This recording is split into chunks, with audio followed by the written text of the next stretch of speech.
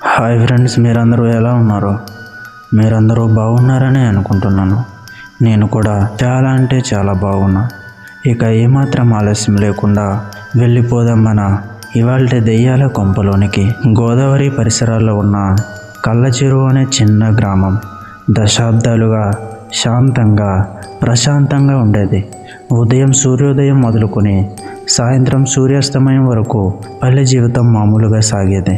కానీ ఒకరోజు ఎవ్వరూ ఎప్పుడూ చూడని ఒక పరాయి వ్యక్తి ఆ ఊరికి వచ్చాడు.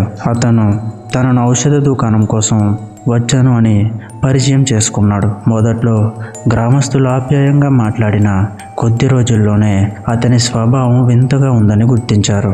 రాత్రి వేళల్లో ఒంటరిగా తిరగడం, ఎవరో కనిపించినట్టుగా గుసగుసలాడటం, తను మాట్లాడుతున్నప్పుడు ఒక్కోసారి విచిత్రమైన మాటలు రావడం గ్రామానికి భయానక వాతావరణం తెచ్చింది. చిన్నపిల్లలు అతన్ని చూసి గుబాలింపులు పెట్టేవారు. పెద్దవాళ్ళు గమనించి నిశ్శబ్దంగా తలూపేవారు. ఒక చీకటి రాత్రి అతని ఊరి చివరిలో ఉన్న పాత చింత చెట్టు దగ్గరికి చేరుకున్నాడు.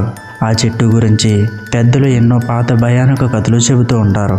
ఆ చెట్టు క్రింద మృతుల ఆత్మలు తిరుగుతుంటాయని వారు తరచుగా హెచ్చరించేవారు. ఆ చెట్టు క్రిందకి వెళ్ళిన వాళ్ళలో కొందరు తిరిగి బ్రతికి రాలేదని కూడా విన్నారు. ఒక చీకటి రాత్రి అతను ఊరి చివరిలో ఉన్న పాత చింత చెట్టు దగ్గరికి చేరుకున్నాడు. ఆ చెట్టు గురించి పెద్దలు ఎన్నో పాత భయానక కథలు చెబుతుంటారు. ఆ చెట్టు క్రింద మృతుల ఆత్మలు తిరుగుతుంటాయని వారు తరచుగా హెచ్చరించేవారు. ఆ చెట్టు కిందకి వెళ్ళిన వాళ్ళలో కొందరు తిరిగి బ్రతికి రాలేదని కూడా విన్నారు. ఆ రాత్రి ఆ వ్యక్తి చెట్టు క్రింద నిలబడి గాలికి విరుచుకుపడుతూ ఏదో వింత మంత్రాలు జపిస్తున్నట్టుండిపోయాడు. గాలిలో ఒక వింత వాసన వ్యాపించింది. వనంలోని పక్షులు ఒక్కసారిగా ఎగిరిపోవడం, చెట్టు కొమ్మల మధ్య నుంచి వింత గుసగుసలు వినిపించడం గ్రామస్తులకు అర్థం కాని భయాన్ని నింపింది. తర్వాతి రోజుల్లో ఆ వ్యక్తి ప్రవర్తన మరింత అనుమానాస్పదంగా మారింది. గ్రామంలోని చిన్నపిల్లలను పిలిచి, ఒకరోజు నేను మీ కలల్లో వస్తాను, నన్ను ఎప్పటికీ మర్చిపోరు అని చెబుతూ ఉండేవాడు. ఆ మాటలు విన్న పిల్లలు ఏడుస్తూ తమ ఇళ్ళకి పారిపోతుండేవారు. నిజంగానే ఆ రాత్రి ఒక చిన్న పాప తన కలలో అతన్ని చూసింది.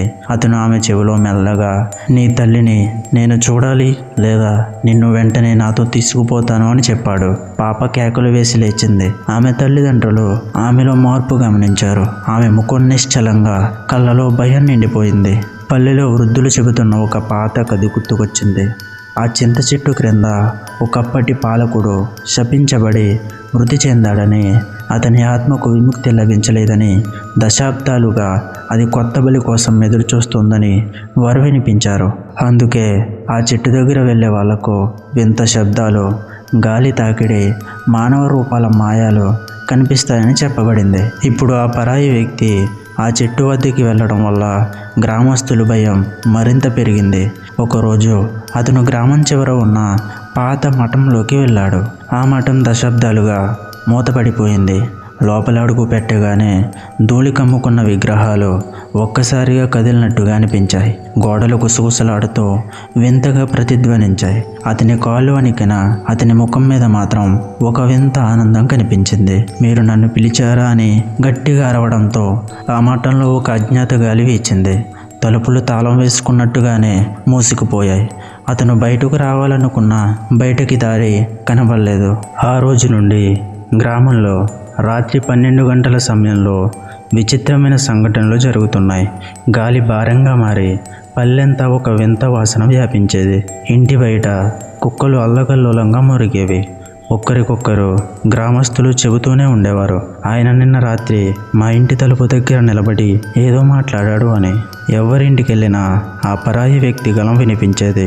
ఈ ఊర్లో ఎవ్వరూ సురక్షితం కాదు, నా చూపు అందరికీ ఉంది అని అంటూ ఉండేవాడు.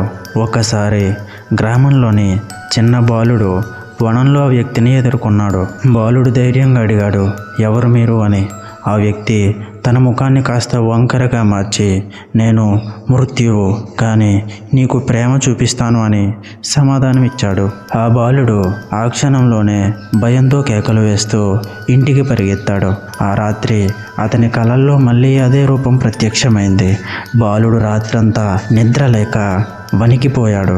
గ్రామ పెద్దలు ఆ వ్యక్తి గురించి చర్చించడానికి చింత చెట్టు దగ్గర సమావేశమయ్యారు. అందరూ ఒకే మాట చెప్పారు. ఆ వ్యక్తి వింత, అతని వల్ల ఈ ఊరికి శాంతి పోయింది. ఏదో చెడు శక్తి అతనితో ఉంది. కానీ వారేం చేయాలో నిర్ణయించుకోలేకపోయారు. కొందరు అతన్ని ఊర్లో నుంచి తరిమేయాలని చెప్పారు.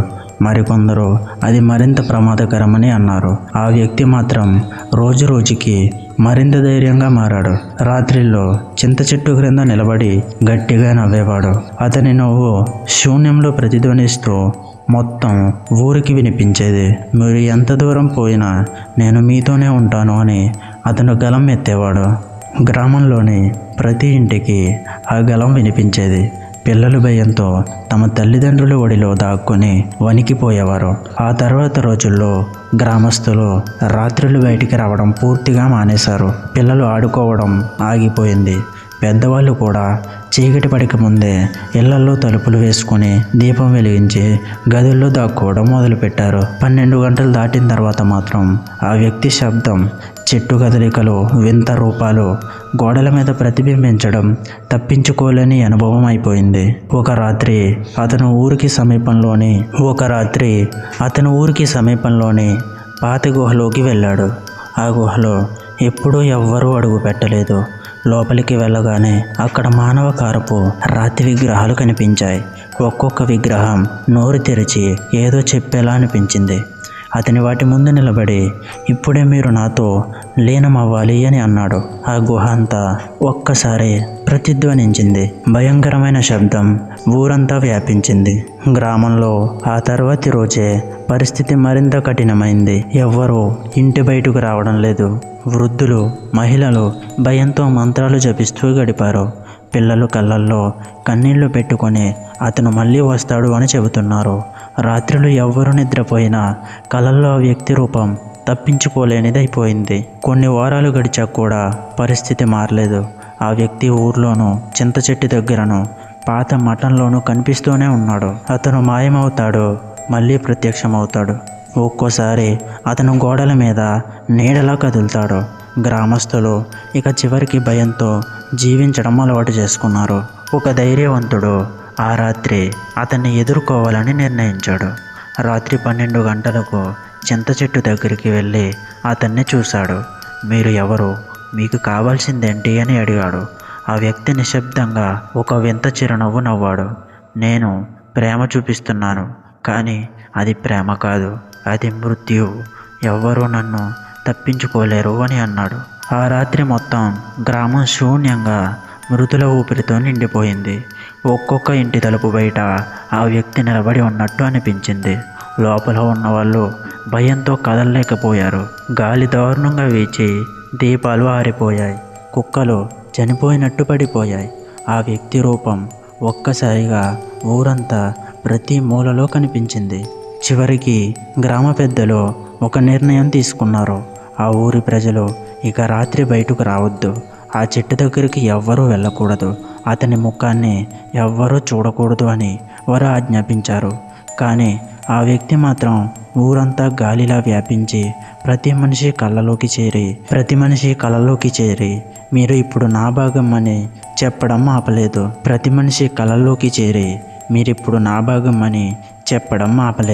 ఆ రోజు నుండి కళ్ళచెరు గ్రామం రాత్రిలో నిద్రపట్టని ఊరుగా మారిపోయింది.